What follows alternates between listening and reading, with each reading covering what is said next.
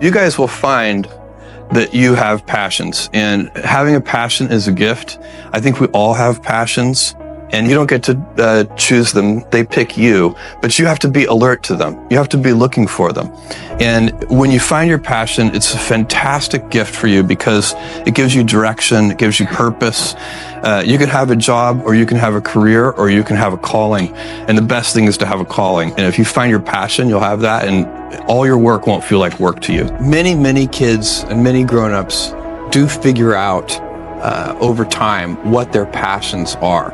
And sometimes we let I don't think it's that hard. I think what happens though sometimes is that we let our intellectual selves overrule those passions.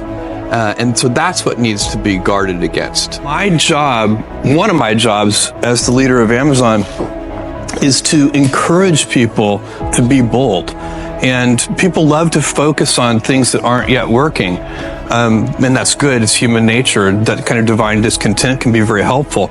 But it's incredibly hard to get people to take bold bets. And you need to encourage that. And if you're going to take bold bets, they're going to be experiments. And if they're experiments, you don't know ahead of time whether they're going to work. Experiments are by their very nature prone to failure. But a few big successes compensate for dozens and dozens of things that didn't work. So, bold bets, AWS, Kindle, Amazon Prime, our third-party seller business, all of those things are examples of bold bets that did work, and they pay for a lot of experiments. I've made billions of dollars of failures at Amazon.com. Literally billions of dollars of failures. And you might remember Pets.com or Cosmo, or give myself a root canal with no anesthesia very easily. None of those things are fun, but they don't matter. What really matters is companies that don't continue to experiment, companies that don't embrace failure. They eventually get in a desperate position where the only thing they can do is make a kind of Hail Mary bet at the very end of their corporate existence.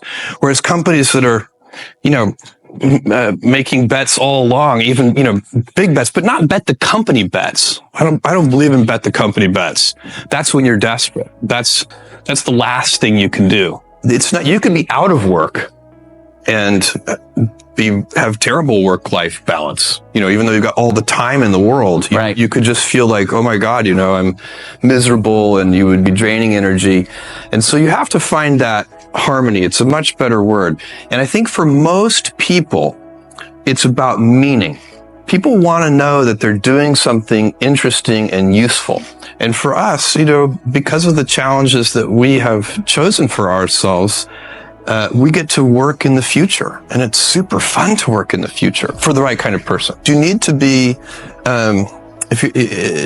nimble and robust. So you need to be able to take a punch, and you also need to be quick and innovative and doing new things at a high speed. That's the best defense against the future. And you have to always be leaning into the future. If you're leaning away from the future is going to win every time. Never, ever, ever lean away from the future. We all have adversity in our lives. I doubt if you really, if you know somebody, any friend or anybody that you talk to, there's no lack of adversity. And by the way, that's good, because it's what teaches us how to get back up. You fall down, you get back up. It always happens.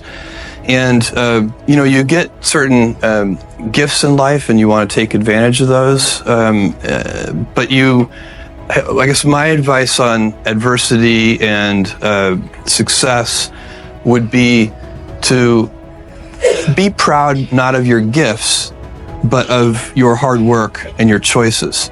So, you may be, the kinds of gifts you get in life, you might be really good at math. It might be really easy for you. That's a kind of gift.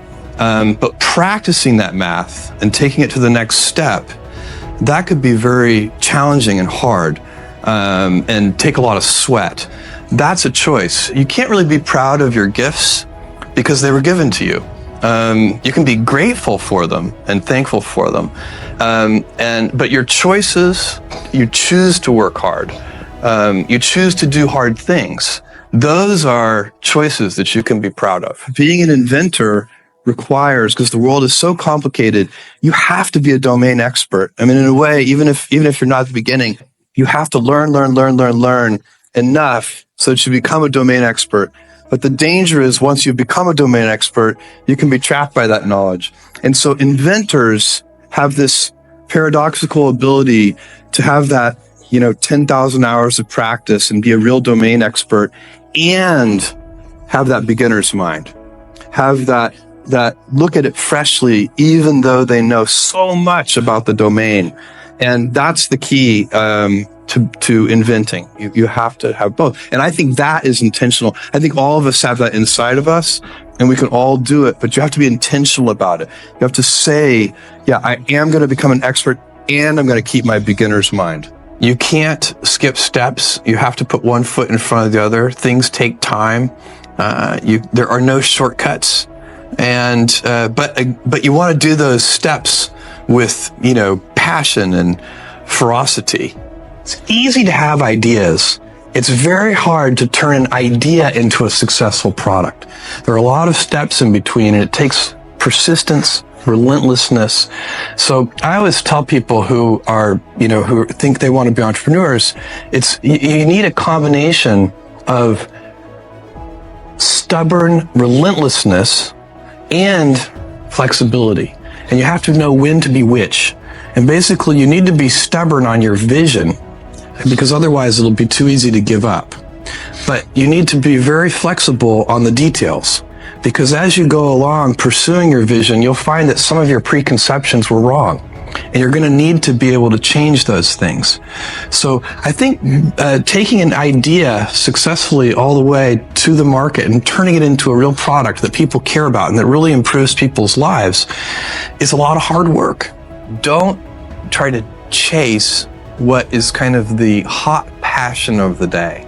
I think we actually saw this. I think you see it all over the place in many different contexts, but I think we saw it in the internet world quite a bit, where, at the sort of peak of the sort of internet, mania in, say, 1999, you found people who were, very passionate about something. They kind of left that job and decided, I'm going to, do something in the internet because it's, it was almost like the 1849 gold rush in a way. I mean, you find that people, if you go back and study the history of the 1849 gold rush, you find that, at that time, everybody who was within shouting distance of California was, they might have been a doctor, but they quit being a doctor and they started panning for gold. And that almost never works.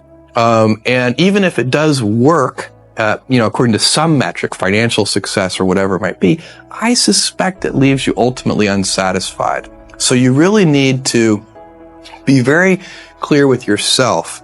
And I think one of the best ways to do that is this notion of projecting yourself forward to age 80, looking back on your life and trying to make sure you've minimized the number of regrets you have. That works for career decisions. It works for family decisions. Do you want, I have a 14-month-old son, and it's very easy for me to, if I think about myself when I'm 80, I know I want to watch that little guy grow up. And so I don't want to be 80 and think, shoot, I missed that whole thing and I don't have the kind of relationship with my son that I wished I had, and so on and so on.